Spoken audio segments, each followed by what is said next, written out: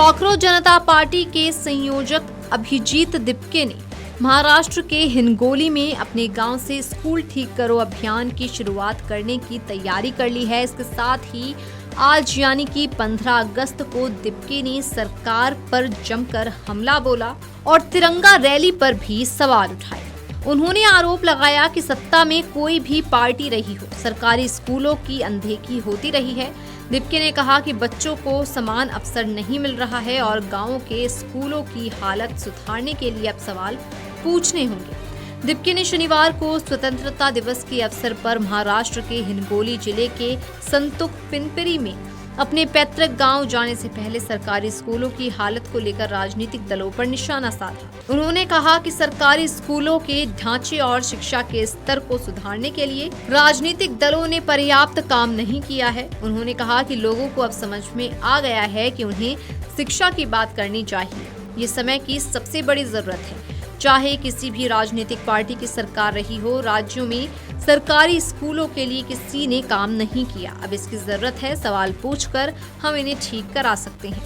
वहीं दिपके ने शुक्रवार को छत्रपति संभाजीनगर शहर में मुख्यमंत्री देवेंद्र फडणवीस की मौजूदगी में निकाली गई तिरंगा रैली के दौरान लगे बड़े बड़े बैनरों के लिए पैसों के स्रोत पर भी सवाल उठाया।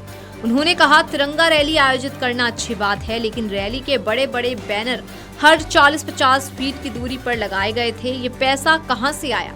अगर यही पैसा ग्रामीण इलाकों के स्कूलों और छात्रों पर खर्च किया जाता तो अच्छा होता। उन्हें सोचना चाहिए कि वे छात्रों का भविष्य बनाना चाहते हैं या नहीं। दिपके ने सोमवार को गांवों में सरकारी स्कूलों की स्थिति सुधारने के लिए देश भर में अभियान चलाने की घोषणा की थी। उन्होंने माता पिता से स्कूल में मौजूद बुनियादी सुविधाओं का ऑडिट करने की अपील की थी। उन्होंने सरपंचों से भी स्कूलों की स्थिति सुधारने की जिम्मेदारी उठाने को कहा था।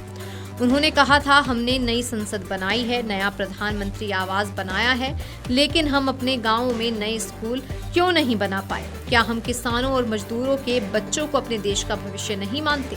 दिपके ने कहा था कि गाँव के बच्चों को आज भी स्कूल जाने के लिए लंबी दूरी तय करनी पड़ती है। कई जगहों पर उन्हें पीने का पानी और शौचालय जैसी बुनियादी सुविधाएं भी नहीं मिलती हैं। कॉकरोच जनता पार्टी के संस्थापक ने पहले सोशल मीडिया पर एक पोस्ट में कहा था, आज़ादी के 80 साल बाद भी गांव के बच्चों को स्कूल में बुनियादी सुविधाओं के लिए गुहार नहीं लगानी चाहिए। एक देश के रूप में हमने ग्रामीण बच्चों को सबसे खराब तरीके से विफल किया है। इस स्वतंत्रता दिवस पर सीजेपी गाँवों में सरकारी स्कूलों की स्थिति सुधारने के लिए स्कूल ठीक करो अभियान शुरू करेगी। एक अन्य पोस्ट में उन्होंने कहा था, हम ऐसा भारत चाहते हैं जहां बच्चे तिरंगा स्कूल लेकर जाएं, ना कि गरीबी के कारण ट्रैफिक सिग्नल पर उसे बेचें। VJTest-Kamarujala.com। अगर आप ये वीडियो YouTube पर देख रहे हैं तो हमारे चैनल को सब्सक्राइब कर बेल आइकन दबाएं और Facebook पर देख रहे हैं तो हमारे पेज को लाइक करें।